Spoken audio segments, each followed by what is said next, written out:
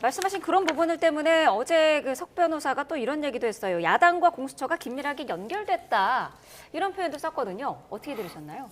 그러니까 야당과 공수처가 어떻게 긴밀하게 연결됐다는 것인지 객관적인 증거를 좀 제시를 하셔야지 막연하게 저렇게 말씀하시니까 주장에 힘이 없는 거죠. 이미 석동현 변호사께서는 과거에도 윤석열 대통령도 법률가인데 체포의 채자도 꺼낸 적이 없다라고 했지만 계엄에 가담했던 중요 종사자들이 뭐라고 말했습니까?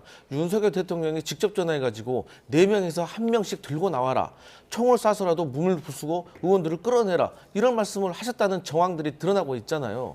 그렇기 때문에 저는 석동현 변호사님께서 하시는 말씀에 대해서 좀 객관적인 증거를 함께 제시해야지 막연하게 이렇게 주장만 하시는 것은 조금 부적절하다라고 생각을 하고요. 네. 어쨌든 간에 그 대통령께서 체포영장과 관련해가지고 지금까지 많은 논란이 있습니다. 그리고 이 체포영장을 집행하느냐 마느냐에 대해서 국민적으로도 많이 갈려있는 상태라고 생각을 합니다. 그렇기 때문에 저는 다시 한번 거듭 호소드리지만 대통령께서 이 추운 날씨에 많은 국민들이 대통령 영장을 집행해라, 집행하지 마라 이렇게 고생하시는 것을 대통령께서 좀 보시고 국민들에 대한 마지막 조금 예의 차원에서 본인이 결재 해지해 줬으면 좋겠다 이렇게 호소드립니다. 네.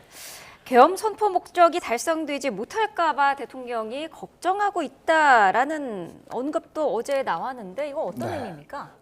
일단 반박을 좀 짧게 드리자면 네. 뭐 야당과 공수처가 연결돼 있다는 증거가 뭐냐라고 말씀하셨는데 지금 이상식 의원의 SNS가 계속해서 논란이 되는 것 아니겠습니까? 이상식 의원이 본인이 직접 공수처와 민주당 사이에 메신저 역할을 하고 있다라고 이야기했다가 논란이 되니까 해당 부문을 삭제를 했거든요. 네. 거기서 끝나는 것이 아니라 바로 아래 문단에 또 이런 내용도 있습니다. 공수처가 오는 주말경 체포영장을 집행할 것으로 보인다. 그러니까 이런 사실관계들은 수사 기밀에 해당하기 때문에 네. 내밀하게 정보를 교류하는 게 아니라면 알 수 없는 정보라고 저희는 생각을 하거든요. 그런 측면에서 공수처와 내통을 하고 있는 게 아니냐라는 의혹을 제기하는 것이고 만약에 이 특정 정당이 수사기관과 내통을 하고 있다는 게 사실이라면 이건 심각한 국헌문란이 될 수 있는 것입니다. 이에 대해서 저희가 문제를 제기하는 것이고요. 네. 질문해 주신 내용이 계엄 선포 계엄 목적이 선포의 달성되지 목적, 못할까 봐 걱정하고 있다라는 부분이요.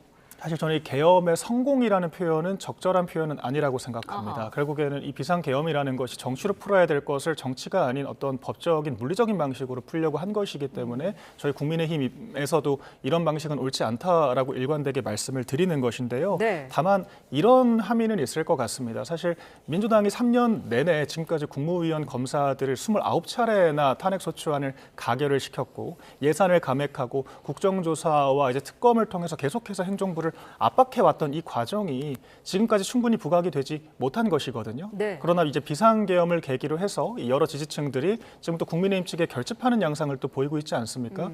이것이 국민의힘이 잘해서가 아니라 민주당이 지금까지 이런 극악무도한 방식으로 행정부를 압박해왔구나라는 것이 국민적으로 알려지고 있는 측면이 있다라고 생각합니다. 그러니까 이게 대통령의 방법론을 떠나서 그럼 야당이 과연 이 행정부를 압박하는 초토화시킨 이 방식은 정당했느냐 이제 이런 사회적인 공론화가 이루어지는 과정이 어찌 보면 좀 정치적으로는 또 소기의 성과가 있었다라고 생각을 하시는 것 같습니다. 네. 의견 보태실 만한 부분이 있으실까요?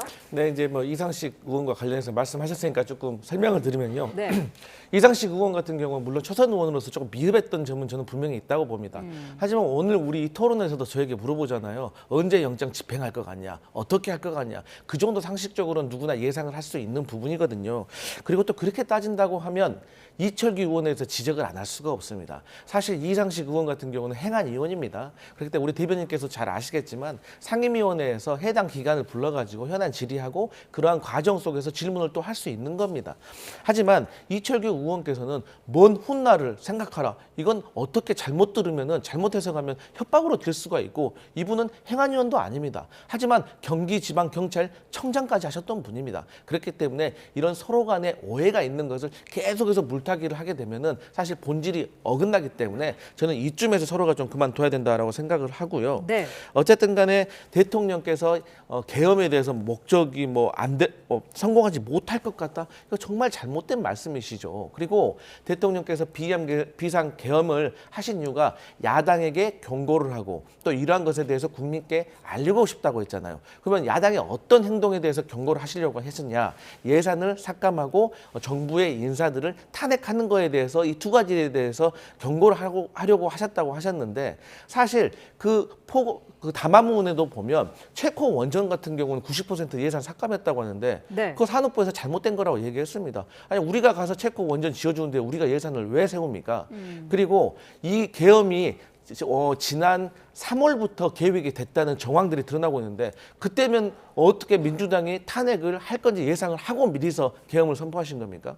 그래서 물론 어떤 국회에서 다수당이 아니라 소수당이기 때문에 아무래도 이 민주주의 원칙에 의해서 다수결의 원칙에 의해서 대통령께서 펴고자 하시는 어떤 부분에 대해서 많이 어려운 점이 있었던 것은 제가 아는데 그럼에도 불구하고 방법이 잘못됐다 이런 말씀 드리겠습니다. 제가 네. 좀 짧게 반박을 드리자면 네. 이철규 의원 사례를 말씀하셨는데 저도 이철규 의원의 그런 발언이 적절하진 않았다라고 생각을 합니다. 그런데 이철규 의원이 그런 식으로 경찰을 압박하는 과정에서 오히려 공조본에서 노골적으로 불쾌감을 드러냈거든요. 그러니까 이런 발언이 압박을 했다라고 좀 그런 부적절한 비판을 받을 수는 있겠지만 이상식 의원처럼 내통을 해서 수사에 개입을 했다라는 이 논란과는 본질적으로 다른 부분이라고 생각을 합니다. 이것은 엄밀하게 삼권분립에 위배되는 이 위법한 행위를 한 것이기 때문에 만약 국민의힘에서 이런 일이 있었다면 민주당 측에서 특검하자라고 100% 저는 얘기를 했을 거라고 생각을 하거든요. 그러니까 네. 이 부분이 다르다라고 말씀드리고 예산 부분을 말씀하셨으니까 제가 짧게만 반박을 좀 드리자면요.